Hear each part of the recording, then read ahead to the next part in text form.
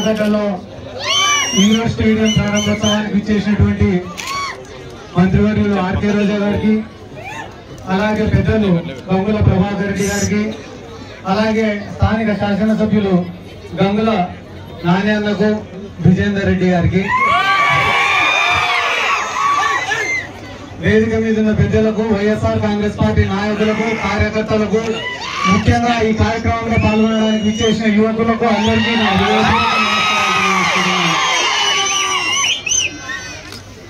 నేను చాలా మంది రాజకీయ నాయకులతో తిరుగుతుంటా, రాష్ట్రం అంతా ఎన్నో నియోజకవర్గాలు తిరుగుతుంటా, కానీ గంగుల కుటుంబం అంటే నాకు ప్రత్యేక గౌరవం,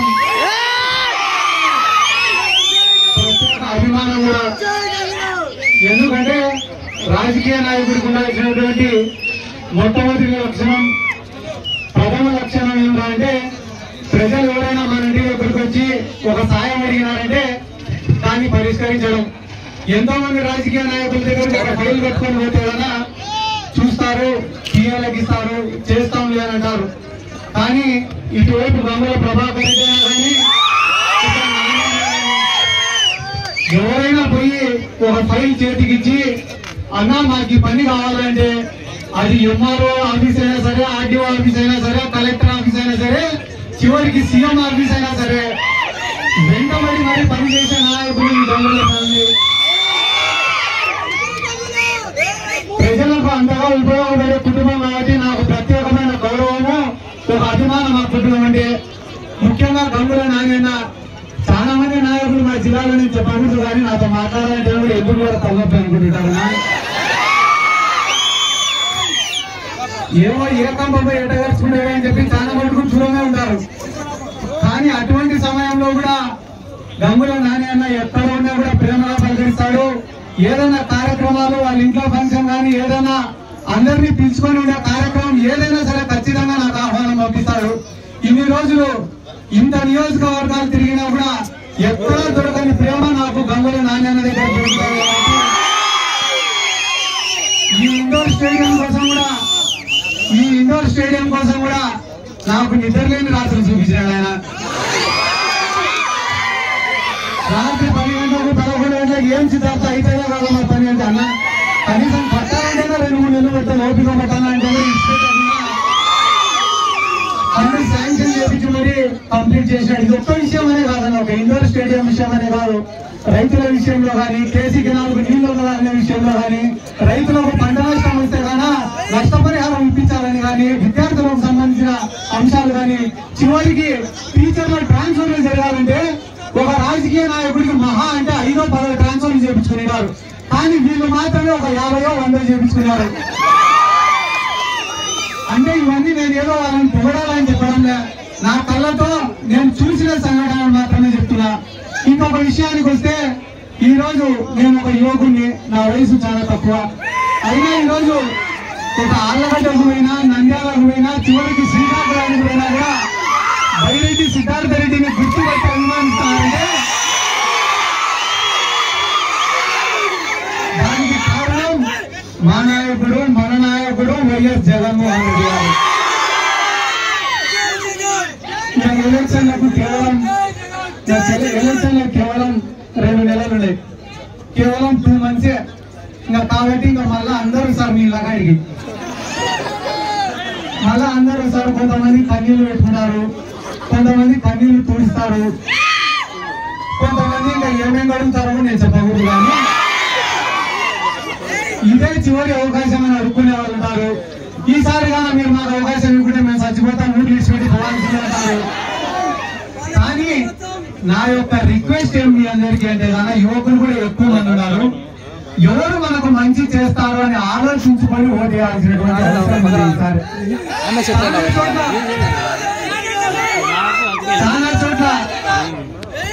చాలా చోట్ల వైఎస్ఆర్ కాంగ్రెస్ పార్టీని ఈ మధ్య విమర్శించే వాళ్ళని కూడా నేను చూస్తున్నా. వైఎస్ఆర్ కాంగ్రెస్ పార్టీ రాదు అని చెప్పి తప్పుడు ప్రచారాలు చేసే వాళ్ళని కూడా నేను చూస్తున్నా. ఎందుకు ఇట్లా మాట్లాడుతున్నారని చెప్పి నేను సొంతంగా ఆలోచన చేసుకుంటే, తెలుగుదేశం పార్టీ అధికారంలో ఉన్నప్పుడు జన్మభూమి కమిటీలు అనేవి ఉండేవి.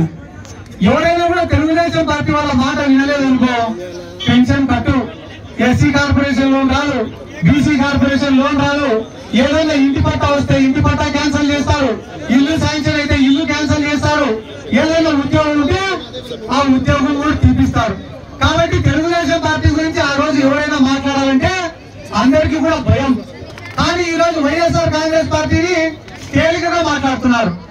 ఎందుకు తేలికగా మాట్లాడుతున్నారంటే మేము ఎంత ఆపాలనుకున్నా, ఎంత బెదిరించాలని అనుకున్నా జగన్మోహన్ రెడ్డి గారు చేయాలనుకునేటివన్నీ కూడా మీకు చేస్తున్నారు. కాబట్టి రేపు వీళ్ళు ఆపాలనుకున్నా ఆపలేరు లేరా అని చెప్పి చులకనగా మాట్లాడుతున్నారు. మేము కులం చూడడంలా, మతం చూడడంలా, ప్రాంతం చూడడంలా, పార్టీ చూడడంలా. ఈ రోజు మా పైన వ్యతిరేకత ఎందుకు లేదు, ప్రేమ తప్ప అంటే ఇవి ఏమి చూడకుండానే మీకు అందరికీ సహాయపడుతున్నాం, ఉపయోగపడుతున్నాం. కాబట్టి ఈ రోజు రాష్ట్రంలో ఎన్ని తిట్టినా, ఎన్ని విమర్శించినా, ఎన్ని మాటలు మాట్లాడినా రేపు పేదవాడు అనేవాడు, లబ్ధి పొందినవాడు బూత్లోకి పోయినా గుద్దేది ఫ్యాన్ గుర్తుకే. ఎందుకంటే జగన్మోహన్ రెడ్డి గారు అధికారంలోకి వచ్చిన తర్వాత ఎవరు ఎన్ని విమర్శలు చేసినా కూడా గుండె పైన చేసుకుని ధైర్యంగా చెప్పగలిగిన విషయం ఏమరా అంటే ఈ రోజు రాయలసీమలో ఫ్యాక్షన్ అనేది లేదు, రాయలసీమలో హత్యలు అనేటివి లేవు, రాయలసీమలో దౌర్జన్యాలు అనేటివి లేవు. ఈ రోజు రాయలసీమలో ఉండేదంతా కూడా సంక్షేమ పాలన మాత్రమే. ఈ రోజు ఎన్నో కుటుంబాలున్నా పేదవాడంటే ఎట్లుండాలంటే మా ఇంటికాడికి రావాలా, చేతులు కట్టుకొని నిలబడాలా, చెప్పులు వదిలేసి నిలబడాలా, మేము చెప్పింది వినాలా అనేటటువంటి పరిస్థితులు గత పాలకుల్లో ఉన్నాయి. కానీ ఈ రోజు అదే పేదవాడు కాళ్ళు ఎగిరేసి బతుకుతున్నాడంటే, అదే పేదవాడు పిల్లలను చదివించుకుంటున్నాడంటే, అదే పేదవాడు కార్పొరేట్ హాస్పిటల్లో వైద్యం చేయించుకుంటున్నాడంటే దానికి కారణం ఒకే ఒక్క నాయకుడు, అది వైఎస్ జగన్మోహన్ రెడ్డి గారు మాత్రమే. ఇంకా ఎలక్షన్లు దగ్గరికి అయినాయి కాబట్టి అన్ని పార్టీలు ఒకటేనా. మామూలుగా అయితే మా నియోజకవర్గంలో కూడా కొంతమంది నాయకులు ఎప్పుడైనా కూడా ఇంట్లో నుంచి బయటికి పోతుంటే వాళ్ళ భార్య ఎదురయ్యి ఈ రోజు పార్టీ కండువా చేతికిచ్చి జాగ్రత్తగా పోయిరానాయన, ఏ ఇబ్బందులు లేకుండా ఇంటికి తిరిగి రానాయన అంటైంది. కానీ మా నియోజకవర్గంలో ఒక ఆయన బయటికి పోతే కానీ వాళ్ళ భార్య పెద్ద కన్ఫ్యూజన్. ఎందుకంటే ఏ కండువా అయ్యాలో తెలియదు, రోజు పార్టీ ఒకటే కుటుంబంలో 10 మంది 10 పార్టీలలో ఉంటారు. కాబట్టి ఇటువంటి కన్ఫ్యూజన్లలో కూడా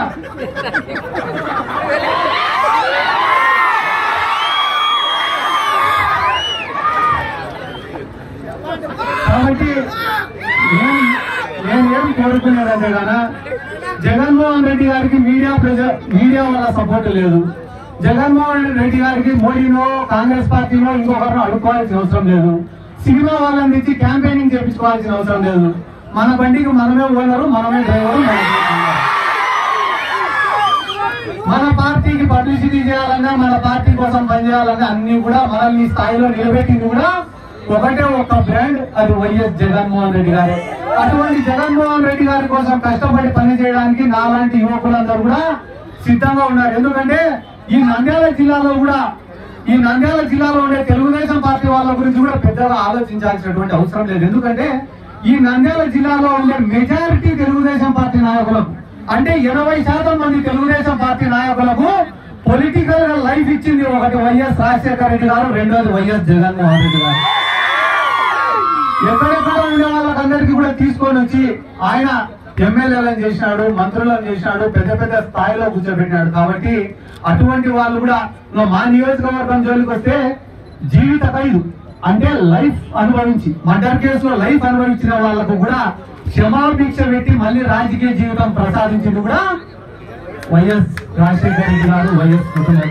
కాబట్టి రానున్న రోజులలో నేను డైలాగ్ చెప్పినట్టు నన్ను సినిమాలో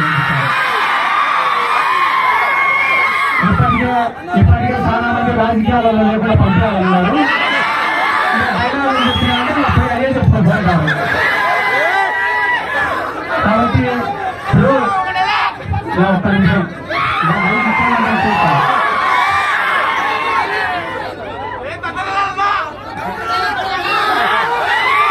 ఒక్క నిమిషం ఏమంటే ఆడదాం ఆంధ్ర అనే కార్యక్రమం కూడా దాదాపుగా 120 కోట్లు ఖర్చు పెట్టి ఆడదాం ఆంధ్ర అనే కార్యక్రమం కూడా చేయడం జరిగింది. జగన్మోహన్ రెడ్డి గారు ముఖ్యమంత్రి అయిన తర్వాత ఎవరినైనా ఆలోచించుకోమని చెప్పండి, రాజకీయ నాయకుడు అనేవాడు ఎట్లుంటాడు అంటే కేవలం ఎలక్షన్ల ముందరనే ప్రజల్లోకి వస్తాడు, ఎలక్షన్లు అయిపోయిన తర్వాత కనపడడు అనే ఒక అపోహ ఉండేది, ప్రజలకు అందరికి కూడా ఒక అభిప్రాయం ఉండేది.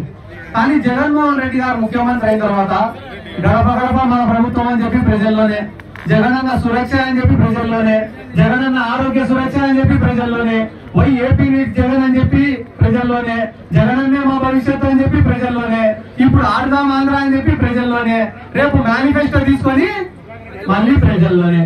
24 గంటలు ఆఫీస్ లో ఉండాలా లేదా ప్రజల్లోనే ఉండాలా, లేకుంటే కానీ ఏం టికెట్ ఉండదు. ఏముంది లేదు జగన్మోహన్ రెడ్డి చూడటం లేదంటే ఏం లేదు, కడుగు చేసుకొని పడుకోవాలని ఏం లేదు. అంటే మళ్ళా ఒక్కొక్కరి పైన ఏం ఒకరనుకుంటారు 10 సర్వేలు పెట్టారు మా సార్, ఏం పట్టించుకోవడం లేదు అనుకుంటే పాపం ఇప్పటికే చాలా మంది ట్రాన్స్ఫర్ అయినా. కాబట్టి జగన్మోహన్ రెడ్డి గారు అంత ఖచ్చితంగా ఉన్నాడు. ఆయన చెప్పిన మాట అంతా ఒక్కటే, మాకందరికీ చెప్పిన మాట అంతా ఒకటే. అధికారంలోకి వచ్చిన మొదటి రోజు నుంచి నేను పనులు చేసిన, సంక్షేమ పథకాలు అనేటివి అమలు చేసిన, ఓట్లు అనేటివి నేను కట్టగట్టి పెట్టిన. మీరు చేయాల్సిన పని అంతా నేను కట్టగట్టి పెట్టిన ఓట్లను బూతులోకి తీసుకొని పోయి వేయండి. అంటే ప్రజలకు మనం చేసిన పనులు ఏంటి అనేటివి వివరించి చెప్పండి అంటున్నాడు. ఇంకొక 10 రోజులే అన్న, 10 రోజులు అయిపోయిన తర్వాత జగన్మోహన్ రెడ్డి గారు మేనిఫెస్టో ప్రవేశపెడతాడు. ఆ మేనిఫెస్టోలో రైతు రుణమాఫీ పెట్టాడా, లేకుంటే అమ్మఒడి ఇద్దరికి ఇస్తాయని చెప్తాడా, ఇంకా ఎంతమంది ఉంటే అంతమందికి పెన్షన్ ఇస్తా అని చెప్తాడా, లేకుంటే కానీ రైతు పెట్టుబడి కింద 20,000 రూపాయలు ఇస్తా అని చెప్తాడా, ఏం చెప్తాడో, సిలిండర్ల పైన సబ్సిడీ ఇస్తా అంటాడా, లేకుంటే కానీ ఉచితంగా సిలిండర్లు ఇస్తా అని చెప్తాడా, లేకుంటే కానీ అందరూ బస్సులు ఉంటే ఇబ్బంది కానీ ఇట్లా ఏం చెప్తాడనేది తెలియదు. కానీ ఒక మంచి మేనిఫెస్టోతో ఇంకో 10 రోజుల్లో మన ముందుకు రాబోతున్నాడు. ఒక పక్కన జగన్మోహన్ రెడ్డి గారు చెప్పిన మేనిఫెస్టో, ఒక పక్కన చంద్రబాబు నాయుడు గారు మేనిఫెస్టో, రెండు ముందు పెడితే కదా అది ఆమె చిన్న పిల్లోడిని ఎత్తుకొని చూడు, ఆ పిల్లోడిని వదిలిపెట్టే కూడా వచ్చి జగన్మోహన్ రెడ్డి మేనిఫెస్టోనే పట్టుకుంటారు తప్ప చంద్రబాబు. ఎందుకంటే జగన్మోహన్ రెడ్డి గారు అంత నమ్మకాన్ని నిరూపించుకున్నాడు, సాధించుకున్నాడు ప్రజల్లో. చంద్రబాబు నాయుడు గురించి ఎవరు నేను చెప్పాను, ఎవరు చెప్పినా ఆయన 3 మాటలు మాట్లాడితే 2 అబద్ధాలు వస్తున్నా, 3 మాట్లాడితే 2 అబద్ధాలు వస్తున్నా. కాబట్టి దాని గురించి మనం పెద్దగా ఆలోచించాల్సినటువంటి అవసరం లేదు. రానున్న రోజుల్లో మళ్ళా జగన్ గారు మాకందరికీ చెప్పిన మాటనే, విజయానికి షార్ట్ కట్లు అనేవి ఉండవు, విజయానికి షార్ట్ కట్లు అనేవి ఉండవు, కష్టపడితేనే విజయం సాధిస్తాం. కాబట్టి ఇక్కడ ఉన్న ప్రజలకు, యువకులకు కూడా నా యొక్క విజ్ఞప్తి ఏమరా అంటే, గంగుల కుటుంబం, ప్రభాకర్ రెడ్డి అన్న గారు పెద్దవాళ్ళు కానీ, నాన్న కానీ, ఇటువంటి మంచి వ్యక్తులకు ఎల్లప్పుడూ మీలాంటి వాళ్ళ ఆశీర్వాదం ఉండాలా, అభిమానం ఉండాలని చెప్పి ఈ సందర్భంగా నేను తెలియజేసుకుంటూ నాకు అవకాశం ఇచ్చిన